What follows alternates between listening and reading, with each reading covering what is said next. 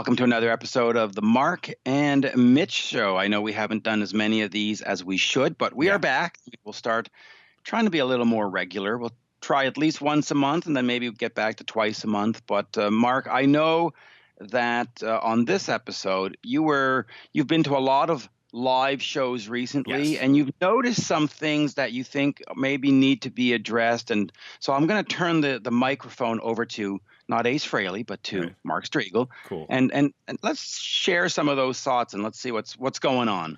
Yeah, it's over the course of the last decade, or maybe even a little more than that, last 12 years, I've seen this incredible trend that I don't think people are 100% aware of vocal tracks being used to enhance performances. And we used to see this back in the day with certain bands, sometimes with the backing vocals and stuff.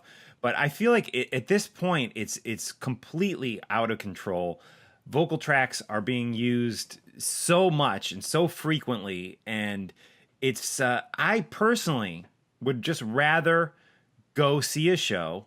And I know these guys are older now. I know that the pipes and just their physical self aren't what they used to be. Well, but I'd some rather of the younger bands are doing it too. Yeah, that's true. That's true.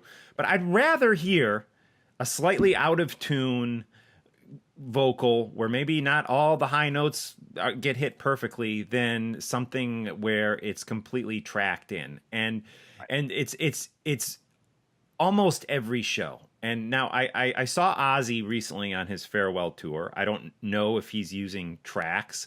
It didn't sound like it. He sounded good, but he wasn't what he was 20 years ago, 30 years ago. Some notes here and there were out of tune, and it seemed real all throughout the show. And I liked that. And I've heard people say online, oh, look at the video, he's out of tune here. I'd prefer that than the faking it. And there's another artist I saw recently who everyone points to and says his voice, he's 60 some years old and he still sings like he used to. He's got all the power that he used to. He's a great singer. And at one point, he stepped away from the microphone and piped in was one of his screams, like out of control screams, perfectly executed. But the problem was he was nowhere close to the microphone when this happened, and I could not believe it. Even this guy, it has at least parts of his vocal being piped in. So I think it's out of control and completely unnecessary. And I don't know. I think it needs to stop. Let me play devil's advocate for a few seconds here. The price of tickets have gone completely out of control. I mean, tickets are $150. Phil Collins was $350. Now, I'm not accusing Phil of doing piped in vocals, but let's say you're at one of these shows where you've paid $200. Yeah. And the singer comes out and is just awful. From the first song to the last song, it's out of tune, it's screechy. Would you not go home pissed off that you've spent that much money? Now you've gone with your wife. Now you've spent $400 and you've done dinner and the babysitter. Yeah, I hear what you're saying. Yeah. You're out half a month's rent, or a month's rent. Right. Literally. And literally, and it's awful. Would you? I mean, does not spectacle trump? Do you not want to just go see a great show? Because when you go see like Riverdance, for example, the tap dancey thing. Well, that tap dancey thing is all piped in. Yeah. They were not, what you were seeing was not real. At $500 for whoever band, don't you want it to go home with a great memory of, I saw a show, not a live show, but I saw a show and it was great. And it was, if you go see a Marvels movie and they had to sort of stick to what is real rather than what CGI can do, would you not look and say, look at that, there's a string on the spaceship. That's kind of weird, right? Right. I totally get what you're saying, but I also think that it's I don't know. There's a happy medium. Yeah, I think there's a happy medium. and that it's not necessary. And again, I give tons of props to Ozzy Osbourne because, like I said, I do not believe he is using backing tracks, and I loved hearing him just be real on this farewell tour. Whereas all these so many of these other bands are doing this, and I know of a band who did a big time TV performance a few years back, and what they did was they went into the recording studio, and this was supposed to be a live performance. This is a number I was at the taping actually a number of years ago. They re-recorded the track to make it sound like it was live. Yeah, And they do then, that all the time. Yep. They throw in a Hello Cleveland or something. And just then to they make lip synced to the fake live track that was raw, and the vocals weren't, totally perfect, but they were pretty close.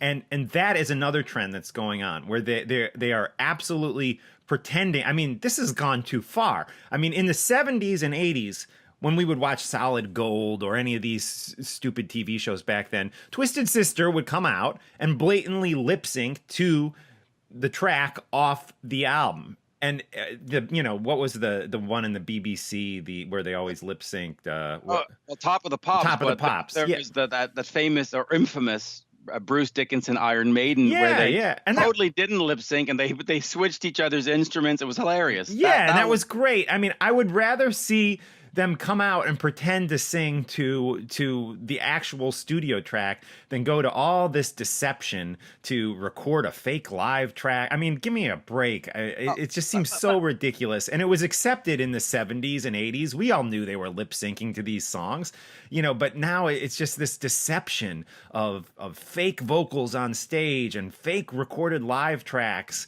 And just stop it. Let me give you two more devil advocate things here. First of all, let's go back to the Super Bowl a few years ago where Whitney Houston came out and did the national anthem. Okay. She's on a huge platform. There's 1 billion people around the world watching. She pre-recorded it and she lip-synced it on the live. Imagine had she come out and the microphone, there's a technical issue. The microphone cuts out and now she's in front of TV and she can't be heard, or she has a bad cold, or she has allergies, and now you're in front of 1 billion people.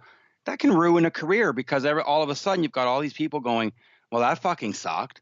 So, and the second thing that I would mention that has changed since the 70s is, of course, social media. I was going to had that in my whatever notes. Band, whatever band, REO, Speedwagon, Styx, Kiss, Cheap Trick, they have a bad night in Peoria. Well, it stayed in Peoria. Now, you have a bad night, it's all over the internet, and of course, what happens? Ticket sales goes down. I'm not going to buy a ticket to go see Cheap Trick because they sucked in Peoria. So there is a very real monetary issue involved that if you suck somewhere, wherever it is in the world, the rest of the world's going to hear about it. And if I'm sitting at home going, oh, they're here next week, yeah, you know what? I was on the fence about buying a ticket. Now I'm hearing that they're fucking sucking in Peoria. I'm not. So bands have to be careful because it is their livelihood, and one bad review, one bad YouTube video. Yeah, I hear what you're saying. I mean, and maybe we can end on this. Stephen Pearcy, had some rough shows. And the knees, whatever, mixing drugs and mixing painkillers and some booze, it didn't help the situation. And I have to admit to what you're saying, I bought a ticket to see him right near my house here in New Jersey, and I almost didn't because I was like, oh, this is gonna be a disaster. This could suck. In his credit, he came out and delivered an excellent night, and it was a great performance, and I tried to let as many people know about that because I do think what you're saying is true. It can, you get one bad performance on there, and it can kill a tour. Yeah, I mean, I remember seeing Whitesnake in like 80, 87, 88 twice on the big, the self-titled album tour, and one night Coverdale's voice was absolutely shot. He sounded awful, and no one knew about it except the people that were in that arena that night. And then I saw him like 2 months later on the same tour and it was a totally different night. He was 100% on, and delivered just an excellent vocal performance. But it's like that happens nowadays, and you're right, it's all over the internet, and it could potentially kill a tour. Whereas back in those days, stuff was much more localized and not so global as it is now with social media. Oh, and there's a lot of moving parts in a tour. If promoters get wind of you sucked in Peoria, they might not book you. And then instead of doing a 60 city tour, now you're down to a 20 city. There's a lot of stuff that goes into it. Now, do I like it? No. Do I prefer a live performance? Yes. Do they still exist? You know what? Probably the best place to see a live performance is in the smaller clubs with up and coming bands that just don't have the budget to put together that kind of show. And you know what? When a smaller band sucks in Peoria in front of 45 people, the rest of the world probably doesn't hear about it. So there's still some, but anyway, listen, I would love the live show to be the live show, but I also understand the bigger picture of 5 bad reviews means a lot less ticket sales. And when you're looking at bands in stadiums and arenas, that ends up being millions of dollars at the end of the year. And yeah, if I was in the band, I would make sure that the spectacle is perfect so that fans go, oh man, did you hear about them in LA? They were fantastic. Everybody's raving about, oh, I got to go when they come to Boston. It is a business. You're right. And just to round things up, I saw 2 local bands recently. And I was like, awful? wow. No, they were good. And I was like, wow, they're good. And then I started looking at the number of people on stage and to what I was actually hearing with the backing vocals. And even these local bands are now doing this. The one guy, he was doing a Phil Collins cover recently, playing it acoustic with a backing singer. But there were at least 4 or 5 voices doing harmony on stage. And I was like, wow, even the singer-songwriters on acoustic are doing this now. And there was another band I saw, rock band, some young kids playing in a club in New Jersey, and it was the same thing. I was like, wow, they got some pre-recorded drums going there. They have some enhancing backing vocals on a sample running that your average Joe who's just sitting there having a beer might not really notice, but he's probably thinking, oh wow, this band is good, and they did sound good. But so the trend is definitely already hitting the up and coming local bands. It's funny, and I'll finish on my years ago, like 10, 15 years ago, I saw a metal band play in Montreal, local metal band, and it was like a showcase, and the night before the drummer quit. He wanted more money, more whatever. So the guitar, like full death metal with the makeup and looking like Behemoth, they came out and they frickin' played to a drum machine. The guy walked on, he said, our drummer quit last night, click, and he went, blast beats were, and I was like, I'm literally watching a bass player and a guitarist play to a machine. It was the weirdest thing I'd ever seen, but it wasn't backing vocals, but it was backing drums, and it was bizarre. Yeah, but I hear you. You do what you got to do. Right on. All right, Mitch. Well, it's been great, as always, chatting with you here on the Mark and Mitch Show. Please subscribe to the Talking Metal YouTube page, to Mitch's YouTube page. Mitch, of course, has the great Rock Talk with Mitch Lafon podcast, part of the Westwood One network. I have Talking Metal, and we hope you subscribe to those and leave us a good review on iTunes or whatever platform you're listening to our podcasts on. And anything else?